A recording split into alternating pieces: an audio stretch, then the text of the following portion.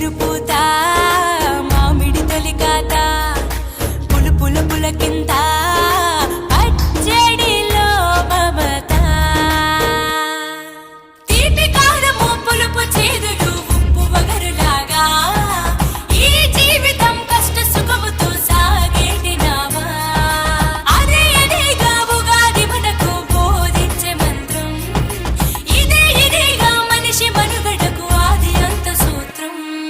విళంబినామ సంవత్సరం విజయ పరంపర